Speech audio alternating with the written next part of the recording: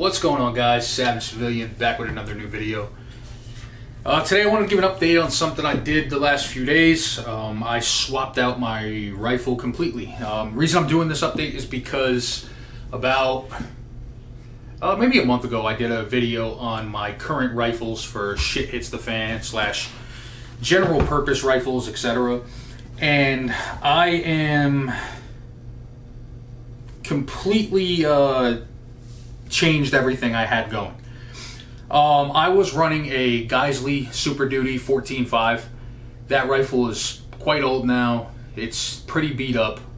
It doesn't have any issues at all. It was just time for me to start something new. The round count on it was getting high. And like I said, I just wanted something new, and I'll explain the reasons why I switched up with what I switched up. With that being said, I had a buddy who recently relocated from California to North Carolina, and he's starting to get some guns built up himself.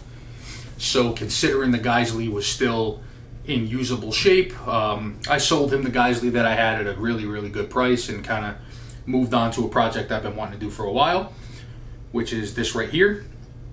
And I will go over why I have what I have, and we'll go from there. So this is a Noveske Afghan.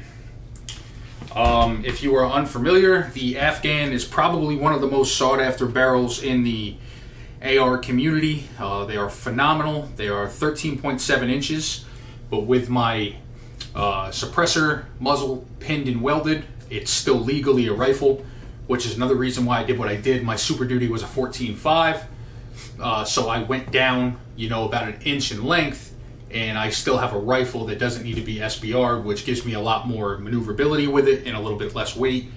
And the 13.7 is also a very, very, very good barrel.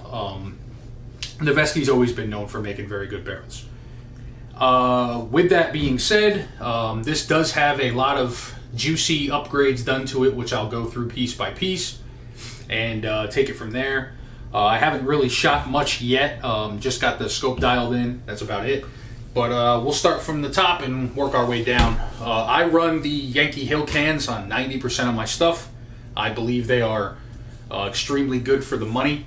You can usually get them sub $800, and I have some Surefire cans. I have some Dead Airs and a couple other brands, and I've shot almost all of them. And the Yankee Hill is a phenomenal can at usually half the price of the others. I don't think I'd be getting some $300 cans that are budget, but the Yankee Hills are all full auto rated, torture tested, and they're solid. So starting from the front, I have a Yankee Hill can with the Yankee Hill muzzle device on a 13.7 Noveske barrel. The rest of it is all Noveske as well, as you see, minus the upgrades rifle-wise. The Noveske rails are also very, very light, which is nice. I have the Magpul flip-up sights. These are the metal ones. I probably would never use them, but God forbid my optic ever took a shit. This is on a mount that it quickly pops off, but I'll get to that when we come down. So coming back to this part, we have a Surefire. This is a Scout Light turbo with the Surefire pressure pad, which allows you to turn the light on by pressing only, or a button that locks it on. BCM hand stop. I usually ran a lot of actual grips, but I really don't. I've never gripped a rifle like that. I C-clamp, so for me it's much nicer and again lighter to just grab my rifle like this, because I C-clamp my rifle anyway. Coming back further, this is actually going to get removed, but this is a Primary Arms red dot micro on a LaRue mount. This is not going to stay on here. I'm actually going to switch to probably a different optic. I'm a lefty. This is a right side mount, so I'll either flip it to this side. I just had it on there temporarily just to show you guys how it will look eventually, but I'm not going to end up staying with this. If I do flip sides, but I'm probably going to end up swapping this out and just running an RMR on top.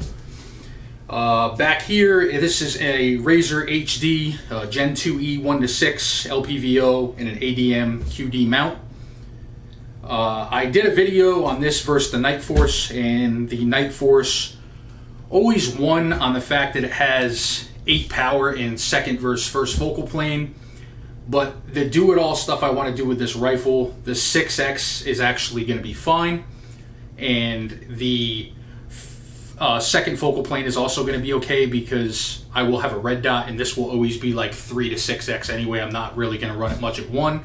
And if I was shooting that close, I'd be using the actual red dot, like this micro or the RMR that I put on top or whatever I decide to go with, maybe an acro, who knows. But the glass on these razors is like, it gets no better, and I made that clear when I did the comparison video with this versus the Night Force. The glass is for sure clearer, especially in the 1X mark.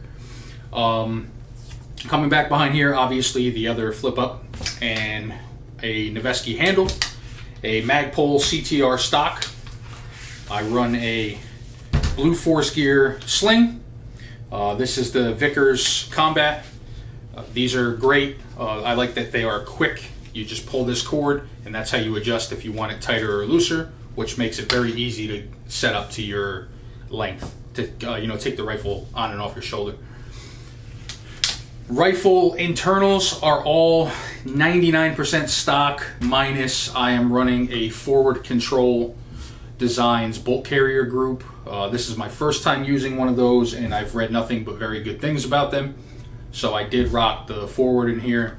We're in a Geisley trigger, and the only thing left that I'm planning to do to this rifle, which I'll honestly do tonight, but not before the video, is I ordered a Radian ambi safety because, again, I am left-handed.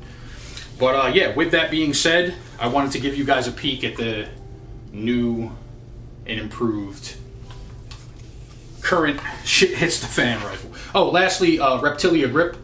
But I may change it. I'm not gonna lie, the grip itself is very, very comfortable, and it does allow you to latch on nice, but it's like a tiny bit too short if you have big hands.